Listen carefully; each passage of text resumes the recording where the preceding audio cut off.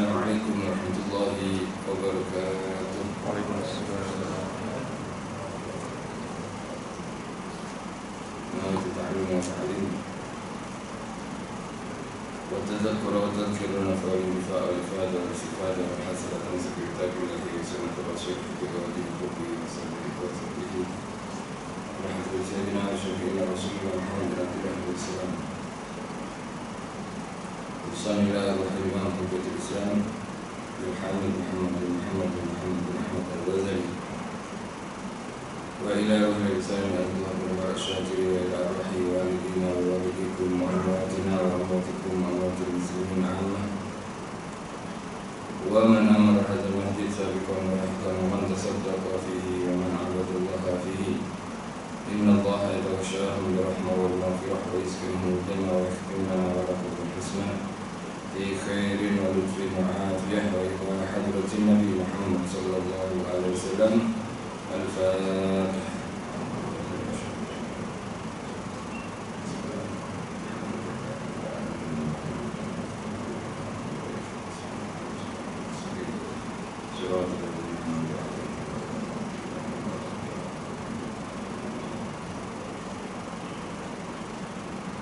Alhamdulillahilladzi hadana lihada wa ma kunna linahtadiya laula an hadana Allah. Allahumma shalli wa sallim ala sayyidina Muhammadin miftahi babi rahmatillah adada ma fi ilmillah salatan wa salaman daimaini bidawami mulkillah wa ala alihi wa sahbihi wa mawalah wa la hawla wa la quwwata illa billah. Rabbi shrah li sadri wa yassir li amri wa hlul 'uqdatam min lisani yafqahu qawli, amma ba'du.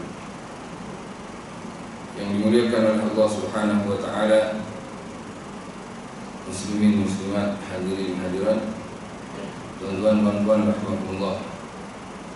Alhamdulillah, insyaallah pada pagi hari ini kita akan teruskan pengajian kitab Ayyuhal Walad. Ini kumpulan nasihat daripada Al-Imam Hujjatul Islam Al-Imam Ghazali, yang mana kita dah sampai pada muka surat 37 atau faidah yang ke-6 yang disimpulkan oleh Al-Imam Hatim Al-Aswam ketika ditanya oleh gurunya Syekh Al-Balfi. Belajar selama 30 tahun, kemudian selepas 30 tahun ditanya, apa yang kau dapatkan selama belajar 30 tahun? Hatim Al-Aswam mengatakan ada 8 faedah yang aku hasilkan atau aku simpulkan selama belajarku 30 tahun kepada guru. Akhir sekali kita kongsikan mengenai faedah yang kelima, yaitu firman Allah Subhanahu wa taala, A'udzubillahi minasyaitonir rajim. Nahnu qasamna bainahum ma'isyatahum fil hayatid dunya. Yang artinya, dan sesungguhnya kamilah yang membahagikan, dan sesungguhnya kamilah yang membahagikan segala sumber kehidupan mereka, jadi rezeki mereka di atas dunia ini. Ayat ini disampaikan oleh Imam Hatim Al-Aswam kepada gurunya dikarenakan Imam Hatim Al-Aswam melihat orang-orang di zamannya sangat ramai yang saling maki-memaki, saling umpat-mengumpat, dan semuanya itu dikarenakan mereka berebut harta atau berebut kedudukan atau penghormatan di antara manusia. Sehinggalah dia menyampaikan ayat ini, yakni ayat dalam surah Az-Zukhruf ayat 32.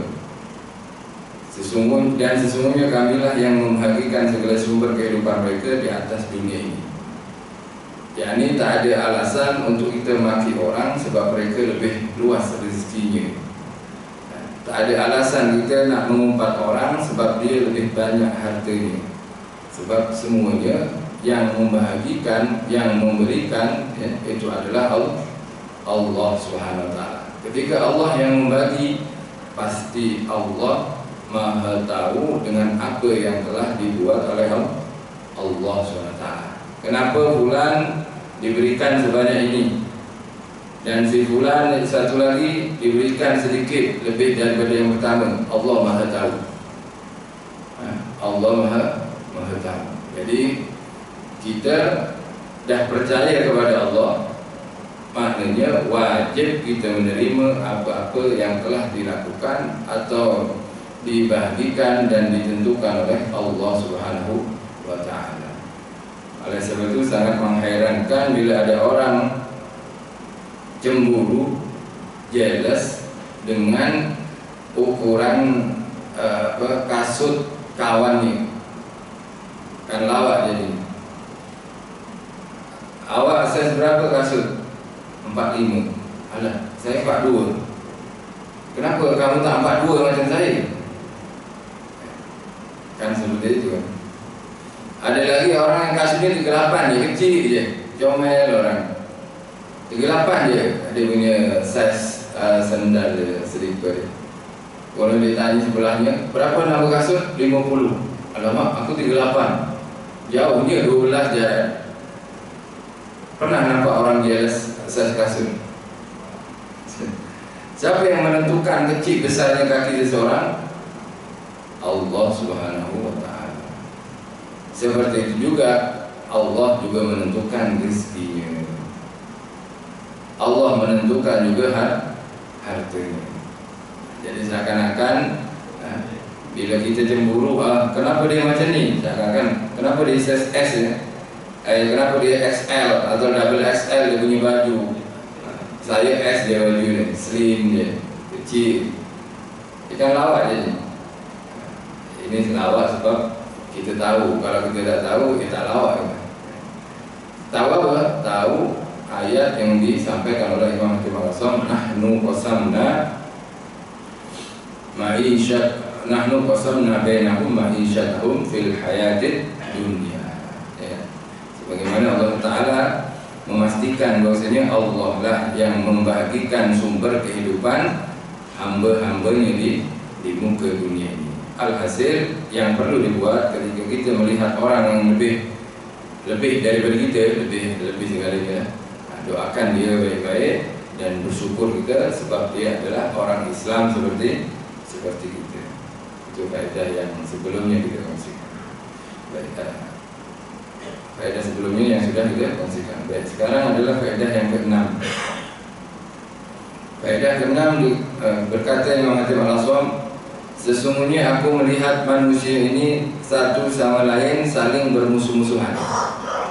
Tadi maki-memaki, umpat-mengumpat. Tengok lagi, ramai juga yang saling bermusuhan antara sama manusia. Ditengok kenapa kenapa mereka bermusuhan? Apa puncanya? Kerana ada suatu tujuan atau suatu sebab. Lalu aku mengerirkan firman Allah SWT yang berbunyi, jadi sama-sama ada tujuan, dalam sekali saling bermusuhan. Sama-sama ingin mendapatkan sesuatu, dalam sekali saling musuh memusuhi. Maknanya Imam Hatim Al-Asam mungkin kena ada musuh dunia ini. Dunia ini kena ada kawan dan ada musuh. Artinya dia siapa yang elok atau yang sesuai untuk dijadikan musuh. Dia menyampaikan satu ayat dalam surah Al-Fatir, dalam surah Fatir ayat 6.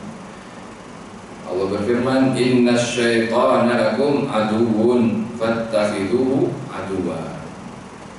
Allah beritahu, kalau nak ambil musuh, maka sesungguhnya syaitan itu bagi kamu adalah musuh yang nyata. Kalau nak ambil musuh namanya syaitan. Siapa syaitan? Syaitan adalah makhluk yang Allah ciptakan daripada api, dan dia merupakan makhluk yang taat kepada Allah Subhanahu wa ta'ala. Mula-mula sebelum diciptakan Nabi Adam AS. Akan tapi selepas Allah menciptakan Nabi Adam dan memerintahkan para malaikat untuk memberi penghormatan kepada Nabi Adam, syaitan tak nak bagi penghormatan. Itulah syaitan yang dilaknat oleh Allah Subhanahu wa ta'ala, laknat abadi, yang dihalau daripada laknat, dan dihalau daripada rahmat Allah Ta'ala selamanya, itu namanya syaitan. Moyang dia nama iblis, moyang dia nama iblis. Dan syaitan membangkang daripada perintah Allah dan suka membuat kerusakan. Oleh sebab itu syaitan di sini dikatakan oleh para ulama ada dua jenis. Ada syaitan dari golongan yang tak nampak, jin, ya syaitan-syaitan yang tak nampak. Ada juga syaitan yang dari golongan manusia, yang membuat rusak kepada hati perasaan orang. Orang dah elok beriman, dia rusak, buat ragu kepada Allah SWT. Allazi yuwaswisu fi sudurin nas, yang membuat, yang meletakkan was-was dalam hati-hati manusia. Minal jinnati wan nas, daripada jin. Jin itu adalah golongan syaitan, dan juga wan nas, nas manusia. Alhasil Imam Hatim Al-Asam memberikan kesimpulan, maka aku membuat kesimpulan bahawa aku tidak perlu bermusuh dengan siapapun selain hanya dengan syaitan. Syaitan apa ini? Baik syaitan manusia atau syaitan jin. Sebab memang hati kita menjadi perebutan antara syaitan dan malaikat. Hati akan didatangi oleh lintasan baik akan dihantarkan dan disampaikan oleh malaikat yang diperintahkan oleh Allah untuk menyampaikannya kepada seorang hamba-Nya, dan itu disebut ilham. Adapun syaitan, dia akan membuat lintasan-lintasan yang membuat orang ini ragu kepada Allah. Orang ini bergaduh, orang ini tak nak melaksanakan perintah Allah SWT, dan ini disebut was-was yang dalam surah An-Nas.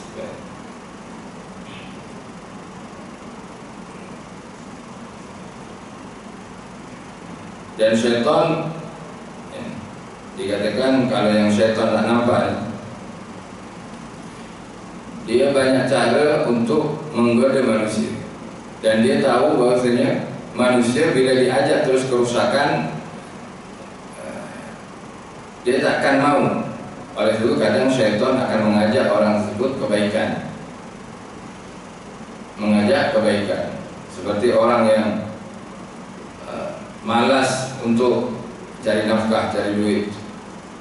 Contohnya, dalam sekali dia dapat satu hadis bahwasanya dia mengetahui satu ilmu bahwasanya cari duit untuk keluarga adalah ibadah. Akhirnya dia ada semangat untuk cari duit. Sesungguhnya kan orang yang mencari nafkah untuk keluarganya itu kan mujahid fi sabilillah, seperti orang yang berjihad di jalan Allah Subhanahu wa taala. Lalu sekali syaitan, cepat-cepat cari duit, cepat cari duit. Jadi perintah syaitan kadang mengajak perbaikan, cari duit. Dah banyak duitnya, jangan berhenti, kata syaitan. Engkau tengah jihad. Nah, tipu daya dah mula tipu daya. Jangan kau nak tinggal ini customer, biar solat panjang lagi waktunya. Cari duit dulu. Ada orang minta pertolongan, kau masih perlu duit. Lalu sekali nanti ditakutkan, bahkan dibayangkan dirinya akan menjadi fakir bila terlalu atau terlampau dalam bersedekah. Itu termasuk tipu daya syaitan di pertengahan jalan. Bila orang dah mantap untuk sholat berjamaah, orang dah mantap untuk berzikir kepada Allah Subhanahu wa taala, maka syaitan tak akan tinggal diam. Jangan, istilahnya syaitan lebih semangat menggoda atau mencabar atau menduga orang yang ibadah kepada Allah. Kan seperti itu. Di zaman Rasulullah SAW, para sahabat ini duduk berzikir mereka. Ada yang la ilaha illallah, duduk di masjid semua. Syaitan ini nak ganggu mereka asyik zikir. Akhirnya dia cari cara orang yang di luar masjid tadi dibuat bergaduh. juga gaduh. Akhirnya gaduh betul, dia domba orang yang tak zikir. Kan senang syaitan kalau mengganggu orang yang lupa kepada Allah SWT. Akhirnya yang di luar gaduh, suara kuat, bising. Tujuan syaitan bukan setakat untuk membuat kegaduhan, tapi nak mengacau yang dalam masjid. Lala sekali ketika gaduh ramai sudah saling menjerit, tapi semua yang di dalam pun suara pun keluar semua, berjaya dah. Akhirnya yang di dalam, kenapa, apa masalahnya? Kenapa? Akhirnya panjang sudah. Lala sekali dah tanya berita apa semua, kabar, semua balik ke rumah. Tak ingat bahwasanya mereka sebelumnya adalah niat untuk berzikir. Tapi syaitan ini Allah SWT tegaskan, inna ka'adwa syaitan nikana dha'ifa, ya. Sesungguhnya tipu daya syaitan adalah lemah. Nah, tipu daya syaitan adalah lemah. Dengan syarat hati kita isi dengan dengan mengingati kepada Allah Subhanahu wa Ta'ala. Di dalam kitab Hidayatul Hidayah yang disebutkan, sesungguhnya syaitan ini yang mempengaruhi hati-hati manusia ini ada golongan, bahkan ada namanya dikatakan. Syaitan yang mengganggu orang yang sholat. Macam mana nak ganggu orang sholat? Ya, supaya dia tak memikirkan tentang sholatnya, tak hadir hatinya ketika sholatnya. Kan itu kan selalu diingatkan gitu. Kalau ke tengah sholat ingat minyak hitam belum tukar lah, jangan lagi ada kenduri lah. Cuma boleh ingat. Lepas tu malam ni alhasil macam-macam lah. Kadang diingatkan garam dah habis, beras pun sekali masak nanti tak cukup juga, banyak barang dapur, barang rumah, kerja office, itu semuanya diingatkan oleh syaitan dalam sholat. Ini yang bertugas nih, yang mengganggu orang sholat, namanya gonzabun. Nah, gonzabun ini adalah satu golongan syaitan yang ditugaskan khusus mengganggu orang yang sholat, Lebih-lebih kalau sholatnya, kalau kita sholat subuh, insya Allah tak pikir apa-apa gitu. Janji sebelum sholat tu tak tengok apa-apa. Tapi kalau dah tadi tengok bola ya, tidur sholat subuh ya pikir bola. Kenapa lah dia ni masukkan player nomor 9, patutnya player 11, lagi laju larinya. Dipikir itu tentang sholat. Sebab kita tengah sholat ini pasti akan memikirkan sesuatu yang kita buat sebelum sholatnya. Orang yang menyambut kedatangan tetamu, buat kenduri, akan kadang kita tak jumpa. Mana tuan rumah, tengah sholat. Itu yang sholat kok ingat, alamak siapa ni, sekejap lagi cikgu datang pula ni. Tamu yang dia tunggu-tunggu tu dia fikir dalam sholat. Mungkin dia sekejap lagi dah cepat-cepat lah sholatnya. Yang betul yang macam ni. Sama dengan orang yang di kedai ya, masak macam-macam tu. Ini nama dia gonzabun. Oleh sebab itu, kalau boleh sebelum sholat kita ada qobliyah untuk membersihkan. Qobliyah ini untuk mensterilkan atau membersihkan pikiran kita daripada sesuatu yang tak berkaitan dengan ibadah kepada Allah, tak berkaitan dengan sholat. Kalau tak, dia akan terbawa ke sholat. Lebih-lebih kalau sebelum sholat dah tengok Facebook kan. Sebelum sholat ni tengok Facebook dulu, nak tunggu komat. Dah komat kan? Oh belum lagi, tengok Facebook ni. Lalu sekali dia dapat berita ke, dapat video ke dalam Facebook, dia bawa ke sholat. Oleh para salaf, ketika nak sholat dia ada zikir. Mungkin ada yang pernah tahu jamaah. Zikir apa? Untuk menghilangkan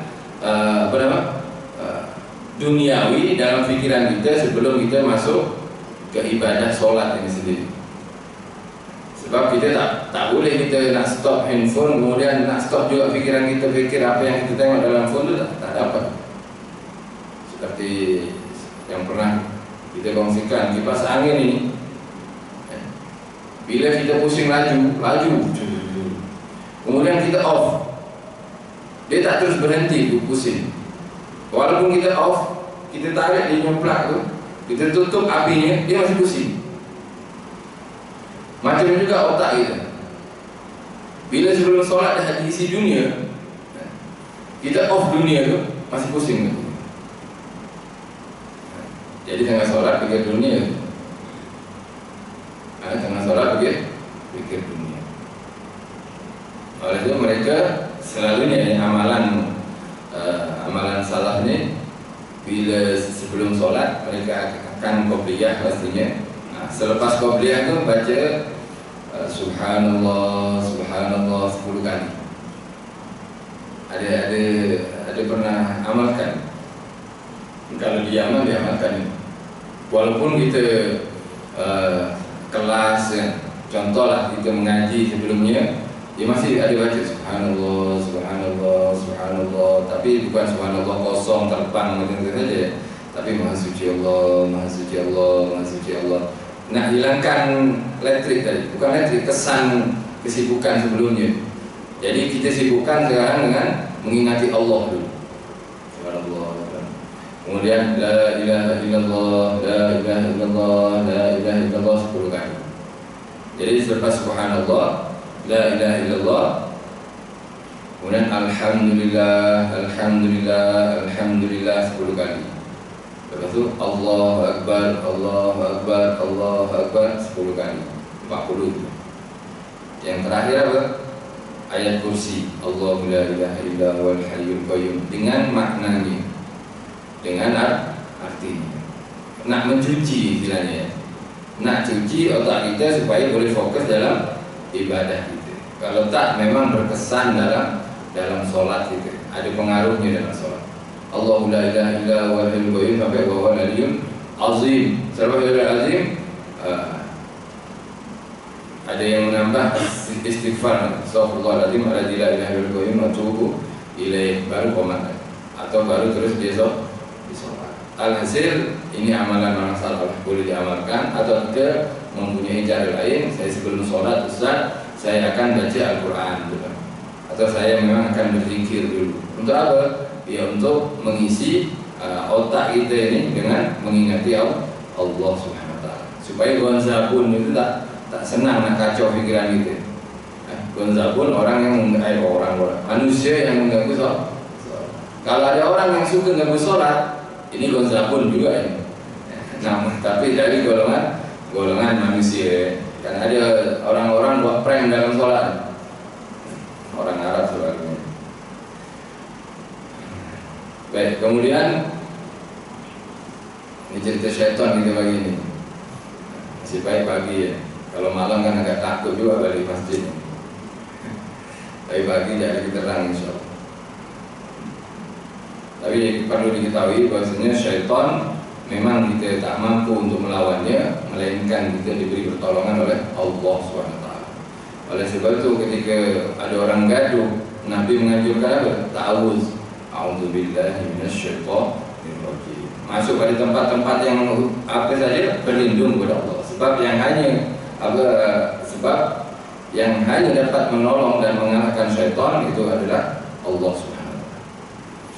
Yang kedua, syaitan yang memiliki tugas mengganggu orang yang berwudu atau mandi, sehinggalah dia buat ragu, buat was-was. Ini famous, ini paling terkenal syaitan. Kenal semua insyaallah jamaah. Tahu kamu ini? Walhan ini datang kepada orang yang wudu. Ketika wudu, ketika basuh muka itu tak cukup sekali, basuh lagi, 2 kali, basuh lagi, 3 kali, sampai 11 kali. Dibasuh, digosok mukanya. Yang muka daripada putih jadi merah, gosok, takut tak masuk air itu. Padahal dalam wudu mana ada syarat memasukkan air ke muka. Kan setakat mengalirkan air ke muka, janji air itu mengalir dah cukup wudunya kan. Tapi walhan ini dah seronok buat main-main orang wudu ini, gosok muka ni. Oh ini mungkin ada minyak ni. Ustaz saya muka saya ni berminyak. Kan ada orang berminyak yang selalu muka ni. Jadi takut air tu tak sampai pada kulit, digosoknya, disabun, digosoknya, disabun. Laras sekali guna klorok kan. Tapi memang walhan ni bila dia diikuti, ya, bila kita memang ikut dia, lalas sekali kita wuduknya mandi. Ada orang seperti itu kan? Bukan, ada kawan saya sendiri. Setiap wuduk ya masuk ke kolam. Masuk kolam kalau wuduk untuk sholat asar, sholat zuhur tak apa. Kebanyakan kan panas kalau siang, walaupun kadang hujan. Tapi kalau sholat subuh nak tahajud, waktu di Yaman musim sejuk, dia mandi juga kan? Dia sakit, demam, tak masuk sekolah lepas subuh, tak masuk kelas lepas subuh. Kenapa? Syaitan ini sudah. Selepas tak masuk kelas, ya, tak ikut kelas sebenarnya, ya banyak kehilangan faedah dia, kehilangan kelas, berkumpul dengan alhasil banyak kehilangan. Sebab apa? Sebab was-was. Syaitan ini, walhan ini seronok kalau ada orang was-was. Dan ketahuilah was-was itu adalah daripada syaitan. Sama juga yang membuat ragu dalam ibadah pun sama, takbir selalunya. Allah alam ada atau tak ada di kalangan masjid ini. Selalunya ada selalunya. Takbir Allah tak cukup Allah sampai nak rukuk baru jadi. Kan? Saya pernah juga sebelum. Selalunya orang yang was-was dalam wudu atau was-was dalam takbir, was-was dalam mandi atau bersuci, ini selalunya orang yang belajar kitab, orang yang belajar agama. Coba kalau tak belajar dia tak tahu benda ini. Jadi kan kena ratakan takbir itu kan kena ada muqaranah. Muqaranah ini kebersamaan antara niat dalam hati dan takbir dengan lisan kita kan. Allahu Akbar. Kan mesti niat itu dilafazkan oleh hati kita ketika kalimat Allah Akbar diucapkan dan habis sebelum roh itu diucapkan. Jadi waswas dijadikan waswas. Allah. Tapi ajaibnya itu kalau dah imam rukuk jadi itu nampak sangat dari syaitan. Supaya kita tertinggal apa?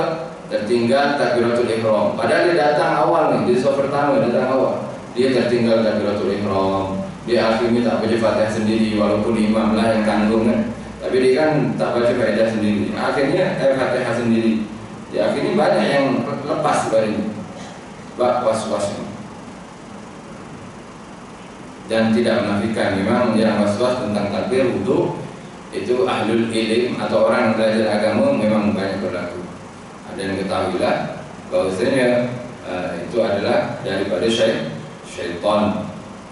Tapi bukan walhan, itu masuk gonzabun nantinya kalau tengah sholat.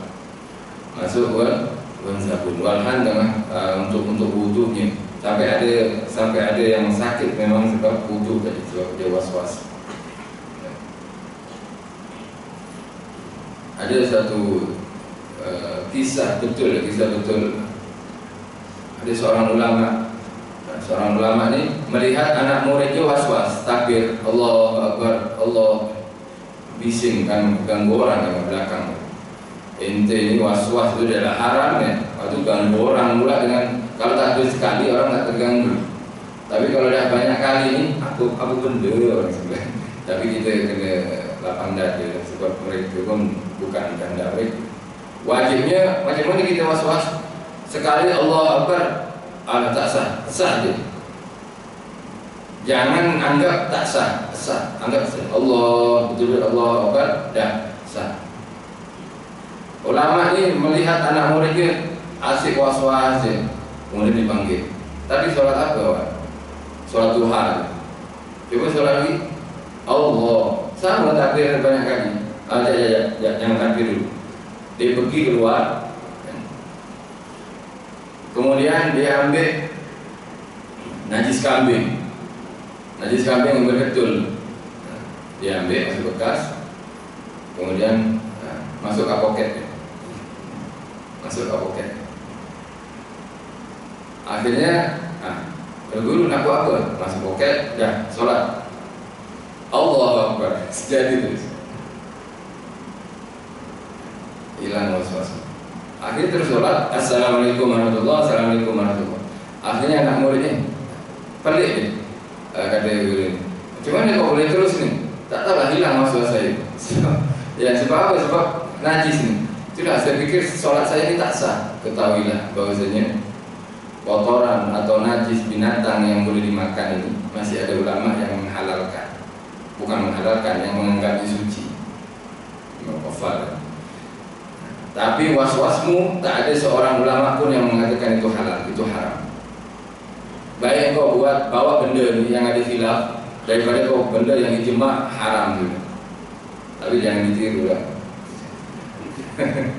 Nanti ambil kotoran ayam tu, lembu yang boleh dimakan, kan ada pendapat dalam fikah. Boleh ke Ustaz? Ada khilaf. Ya, memang mutamat itu najis lah. Tapi kan fikah ni kan luas. Oleh sebab itu ulama ni akhirnya obatnya, lepas tu dia solat tak was-was. Jadi jangan sekali basuh ya sudah, jangan, tak perlu gosok-gosok, nanti muka tu mengelupas dia punya ubin. Takbir Allahu Akbar, alamat tak jadi teruskan je bagi Fatihah. Janji kita usaha yang betul. Jadi itu nama apa? Mungkin ada yang belum terima lagi ni, bawa najis kambing. Ya tak boleh lah, mutamat haram. Bawa najis mana boleh. Tapi itu kan ada pandangan daripada ulama. Memang betul kan, itu khilaf, yang ini haram. Was-was itu tak ada seorang ulama pun yang mengatakan boleh was-was, tahu. Itu memang yuwaswisufi sudurinas minal jinnati wan nas, daripada jin, yang berbangsa syaitan, berbangsa jin ini, atau daripada manusia yang memiliki sifat syaitan. Yang peliknya bila takbir dia was-was, bab duit dia tak was-was. Ini betul ke duit saya? Duit saya pun, yakin dia terus. Patutnya yang was-was tu bab duit. Datang kat masjid, tengok selipar kembar dengan selipar dia, tak ada nak was-was, terus pilih yang paling tebal, paling bersih. Padahal dah dipakai 2 tahun dia punya dan nipis dia selipar. Sepatutnya bab dunia, bab makanan, itu yang kita was-was sepatutnya. Betul ke kerja ni halal ke? Betul ke kedai ni halal? Itu kita was-was. Oh yang halal ke, halal ke? Itu patutnya digunakan pada takbir tadi. Allah Akbar, sah ke? Sah, jalan.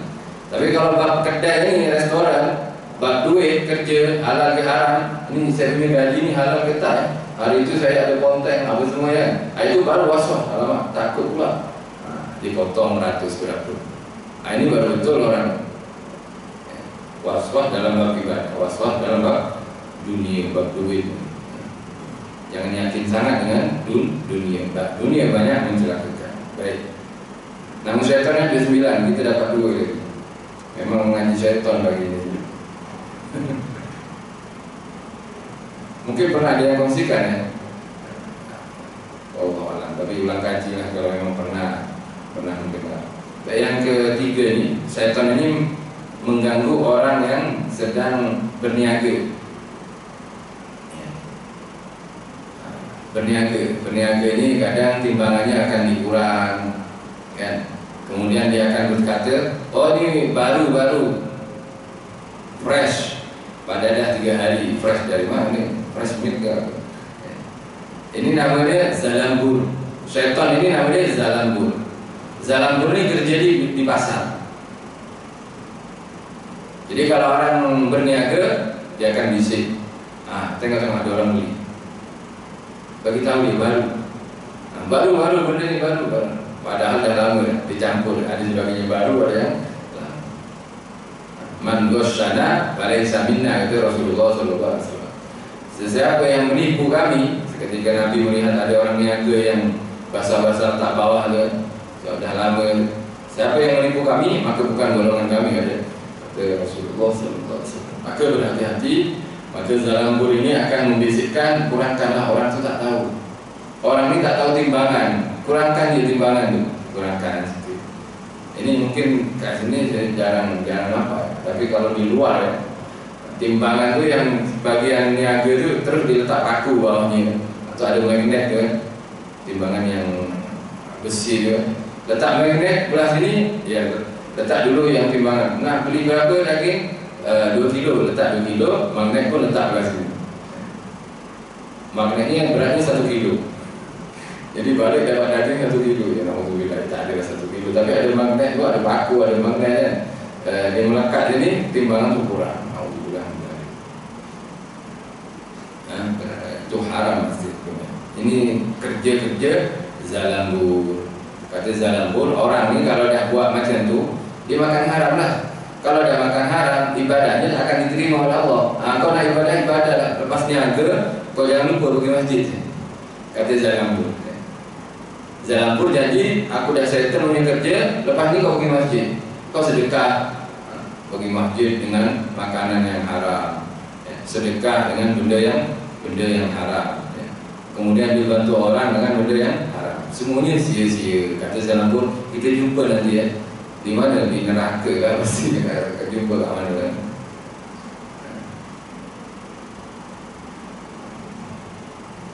Bukan zalambur ya. Bukan lembur. Kalau lembur ni apa namanya? Sip malam. Yang keempat, akwar. Nah, ini alhamdulillah. Akwar ni yang banyak tertipu lelaki oleh akwar. Akwar ini tugas dia adalah susah nak cakap. Yakni berada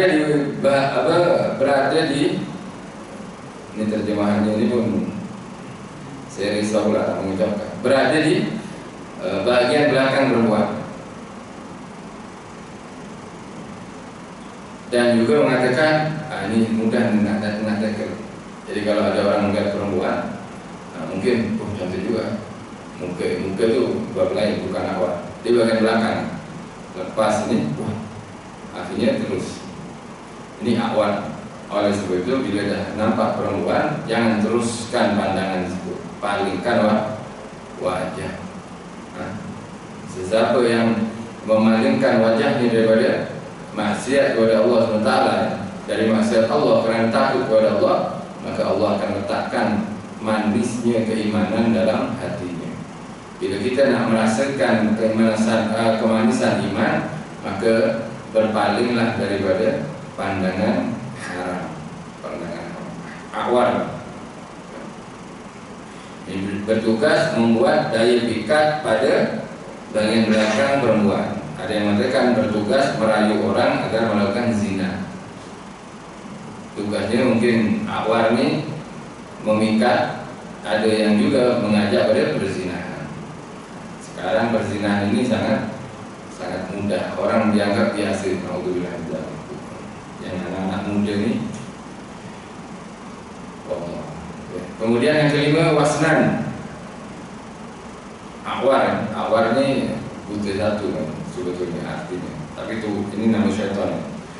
Ada lagi namanya wasnan. Wasnan ini bertugas mengganggu orang yang mengganggu orang yang sedang tidur. Orang sedang tidur dia ganggu. Macam mana dia ganggu? Dia tidurkan lama. Dan bahkan dia siap mengipas ni ya. Ditiup supaya orang tu tidur terus. Ini namanya wasnan, bukan warnan.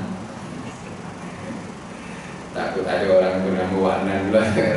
Saya tak tahu ini wasnan lah. Wasnan ni bagian tidur kan. Yang bisik-bisik malam hari tu kalau kita bangun tu, malam pelami lagi subuh tidur balik, ini wasnan. Sejuk lah, tariklah selimut tuh, ini wasnan kerja. Kerja wasnan. Kau penat lagi, kau tidur lambat kan tadi kan? Padahal dah lama tidur lambat. Oh iya tidur lambat. Jangan lagi kena kerja kuat, kena gotong royong lah sampai petang. Kau kena tidur nih, wasnan punya kerja. Lalu sekali lepaslah kepada dia sholat malam, sholat tahajud, ada tahajud. Kemudian kalau boleh kata wasnan, subuh pun boleh lepas nih. Tengoklah jamaah, alhamdulillah boleh lepas kata wasnan. Nah, subuh tak tidur lagi. Kalau berjaya dia sampai lepas subuh, memang dia dapat dapat rating 5 bintang nanti. Ya, dapat rating 5 bintang. Jadi kawan-kawan dia bagi penilaian, bagi nilai 5 star. Alhasil kan. Ini tak semestinya tidur subuh. Kadang kita pun Jumat balik Jumatan itu penat. Pukul 3 tak ngantuk lagi, 3:30 dah mulai dah sayu mata. Pukul 4 ngantuk kan. Lalu sekali asar tak solat jamaah. Asar Jumat. Alhasil yang mengganggu atau membuat orang ini tidur lama, ini syaitan yang bernama wasnan. Kemudian macam mana kita supaya tak terganggu oleh wasnan? Dibaca doa, baca zikir-zikir sebelum tidur dulu. Baca ayat kursi, baca yang Nabi galakkan kepada Siti Fatimah radhiyallahu anha, subhanallah subhanallah subhanallah 33, alhamdulillah 33, Allahu akbar 33. Baca qul huwallahu ahad, al-falaq, an-nas, tiupkan ke tangan, sapukan ke atas ke seluruh badan kita. Baru nanti wasnan ini tak terlalu kuat. Ya ada juga wasnan tapi jarak jauh dia nak mendekat tu kan kita ada pendinding kan. Pendinding kita zikir Nabi tapi jauh.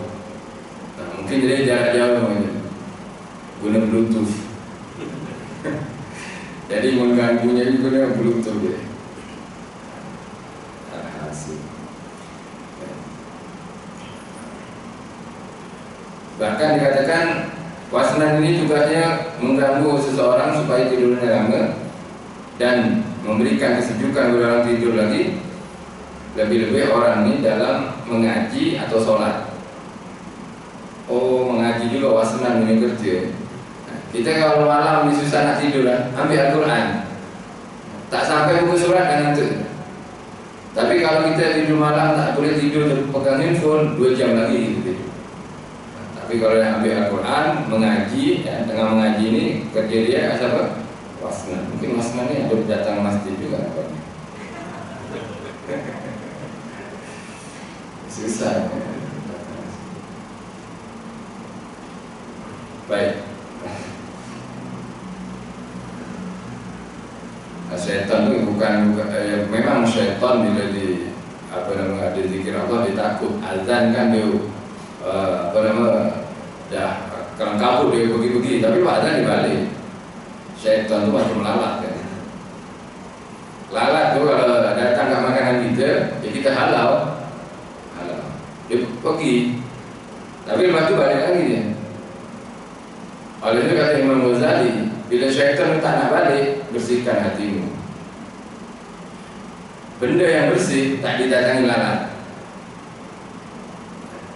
Ada orang dah mandi bersih, wangi apa semua, nah, ini lalat tak datang. Dia belum mandi, bau tak gosok gigi, datang lalat. Kat mulut dia kan seperti itu kan. Jadi kalau orang membersihkan hatinya, diisi dengan keikhlasan, kesabaran, ketabahan, diisi dengan wangi-wangian, benda-benda yang elok, baik semua. Dia lapang dada, perasaan yang tak ada benci ke orang, istilahnya tak ada kotoran dalam hatinya, syaitan itu tak datang lagi. Oleh sebab itu wali Allah SWT itu bukan dia orang tak ada syaitan, tapi Allah menjaga mereka daripada syaitan. Oleh sebab itu termasuk sifat atau sesuatu yang akan diberikan kepada wali itu mahfud minaz dzambi, dijaga. Mahfud ya, mahfud yang dijaga daripada dosa. Orang wali Allah bukan mereka tak ada syaitan, sebab mereka telah mujahadatun nafs, bermujahadah menghilangkan kotoran-kotoran dalam jiwa dan hati mereka. Kalau Nabi kan maksum, sama dengan yang ceramah Ahmad Maksum. Tapi yang ceramah bukan Nabi lah, nama kira maksum. Ahmad Maksum. Nah, kalau Nabi itu maksum, kalau wali mahfud. Sebab apa? Nah, sebab masuk pada sistem lalat tadi. Lalat akan datang kepada tempat atau makanan yang bersih, bukan makanan, tempat yang bersih. Syaitan juga seperti itu. Lalu ketika azan, yang azan ini macam menekun sebab ucapan itu macam menghalau macam ini. Syaitan pergi. Tapi lepas azan dibalik lagi. Lepas azan dia melainkan orang ini memang hatinya bersih. Syaitan tak ada peluang lah. Kemudian ada lagi syaitan yang bernama Tabrun. Tabrun ya, Tabrun. Tabrun ini tugasnya membuat daya pikat pada wajah dan pipi. Pada wajah dan pipi. Ya, mungkin dia akan datang ke wajah perempuan atau dia akan pun datang ke wajah lelaki. Kan jarang, bukan jarang, kan banyak kali seseorang ini tertipu dengan pandangan pertama. Memandang pertama, cantiknya. Lalu sekali selepas dibilang-bilang, tak cantik sangat. Ini ada tabrun kan dia. Tabrun itu ada kat muka, padahal yang cantik itu yang bidadari. Dan paling cantik nantinya istri kita bila masuk syurga. Mudah-mudahan kita semua, keluarga, semuanya orang kita kasih menjadi ahli syurga insyaAllah. Alhasil tabrun ini tugas dia adalah memikat dan membuat daya pikat pada wajah dan pipi. Yang ketujuh ada dasmun. Maksud tak ada kot nama dasmun ya. Ini nama oh ada ya. Oh, baik. Dia tugasnya mengganggu orang yang sedang makan agar tidak mengulangi dengan baca basmalah. Dasmun syaitan yang satu ni. Ya, syaitan yang satu ini tugasnya orang supaya tak baca basmalah. Lepas tu macam mana dia nak kacau Ustaz? Dia pandai lah kacau orang. Tanya lah, nak jadi dia ke apa? Dia pastinya kan sibuk. Ada orang tu macam ni, kalau ada makanan tu dia heran, tak pernah nampak lah makanan ni. Cuma dia masak ni, susah ni ya, terus dimakan. Kan tak baca bismillah, terus dimakan. Dibuat heran dengan makanan ke, dibuat heran dengan susunannya ke, dibuat heran dengan warnanya ke. Oh ya, terima kasih banyak. Dibuat heran atau dibuat lupa dengan dia borak atau balas bisnis ke. Tengok kan orang kadang kalau budak sekarang ni tengah makan pun pegang phone kan. Ada kawan tu depan dia makan sama ni, makan bersama, pinggan datang, akhirnya makan. Tangan kiri pegang phone, tangan kanan pegang ni apa nama? Sudu. Kawannya tu tak dianggap sudah. Itu kalau kawan ni mungkin kita boleh ini lagi. Masalahnya ibu bapanya di rumah tu, atau di kedai. Datang satu keluarga, Masya Allah, Tabarakallah, seronok kan. Sampai ke meja, ambil dari poket masing-masing. Anak pertama, anak kedua, anak ketiga, sampai cicitnya pun pegang phone tu. Cicitnya bahkan baby bus. Baby bus kan. Bahkan kartun-kartun yang ini ada. Alhasil tak ada ke, tapi juga kena kontrol. Boleh main memberikan kebenaran bermain handphone, tapi kena kontrol. Ada masanya kita. Yang paling parah bila balik kampung, pasti mengalami semua ni. Jumpa anak buah kecil-kecil ni, buat tak tahu je dengan pakcik, buat tak tahu dengan atuk dia. Atuk datang tu main je, bateri habis kan dia cas, semua kat dinding tu dekat dengan plug macam tu. Atuk datang ke siapa datang dia tak kisah, tak peduli. Itu atuk bagi-bagi duit, baru dia terkejut. Oh dia mana-mana ambil duit, nak beli top up mana? budak sekarang. Suruh salam nak berdiri. Letak pun tu, salam. Ia balik lagi dia. Tapi alhasil fitnah. Baik, yang ke-8 matun. Ini bahasa Jawa ke bahasa Arab? Matun orang Jawa paham ya? Matun bertugas mengganggu orang yang bercakap supaya berdusta, mengganggu orang supaya berbohong dalam ucapannya atau berdusta dalam ucapannya. Oh ini dah Islam. Baik, 8 kita lagi satu syaitan. Jadi dia bagian dusta-dusta. Kalau cerita hati-hati, kalau cerita elok-elok. Banyak orang yang bercerita itu betul, tapi kena ditambah-tambah. Lebih-lebih kalau cerita tentang dia sendiri, dirinya sendiri. Oh dulu saya perangnya, contohlah atuk-atuk kalau cerita melawan Jepun ke, melawan apa kan, penjajah ni, saya ada ke hadapan, padahal paling belakang dia. Betul dia ikut perang, tapi tak ada lah depan sangat Atuk dah terpedaya oleh matun tadi. Siapa matun ini? Syaitan yang mengganggu atau mengajak orang supaya berdusta. Yang ke-9 yang terakhir, ada syaitan bernama Abiyad. Abiyad ya, tapi dal bukan dok. Kalau dok putih, Abiyad. Abiyad. Ini bertugas mengganggu para nabi dan para wali. Mengganggu para nabi dan para katanya mahfud tu wali. Ada kalanya kita tengok punya kebersihan jiwanya. Termasuklah Nabi Muhammad SAW yang bersabda, sesungguhnya syaitanku telah Islam. Katanya syaitannya Nabi pun ada syaitannya. Tapi syaitannya Nabi ini telah ditundukkan oleh Rasulullah SAW. Ada riwayat pasrah kepada Nabi, aslam. Ada yang mengatakan di Islam. Wallahu a'lam bishawab. Kalau benda itu wallahu a'lam. Tapi alhasil syaitan Nabi tak dapat mengganggu Rasulullah SAW. Para anbiya semuanya mahsumin ya. Adapun aulia ini mahfuzin, dijaga. Tapi ada kalanya mereka juga terlepas tertipu dari. Wallahu a'lam bishawab. Baik.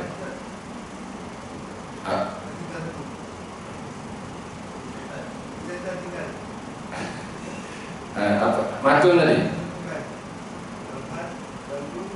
Dasmun. Baik, saya ulang ya. Pertama, gonzabun, tugas ganggu orang sholat, nunggu walahan, tugas buat was-was, bersuci ya. Zalambur, mengganggu orang yang tugas untuk orang yang jual beli dengan akwa. Ada wasnan, ada tabrun, ada dasmun, ada matun, ada biak. Betul ya? Kalau jumpa salam dengan dia.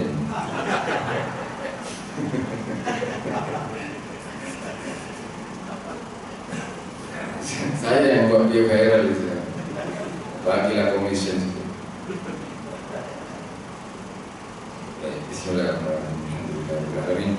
Allahumma shalli wa sallim ala sayyidina Muhammadin wa ala sayyidina Muhammad. Allahumma hdina bihidayah waj'alna mimman yusari'u fi ridhah wa la taj'alna mimman khalafa amraka wa asab. Hasbunallahu wa ni'mal wakeel. La hawla wa la quwwata illa billah. Wa sallallahu ala sayyidina Muhammadin wa ala alihi wasallam. Alhamdulillahi rabbil alamin. Al-Fatihah.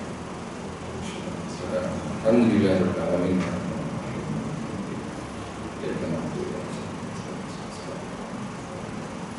Jazakumullah khairan katsiran. Terima kasih saya ucapkan atas segala perhatiannya. InsyaAllah kita boleh menunaikan salat isyraq yang berrakaat. Mudah-mudahan Allah Ta'ala memberikan kita pahala haji dan umrah sempurna insyaAllah. Bila taufiq wal hidayah wa ridha wal inayah. Assalamualaikum warahmatullahi wabarakatuh.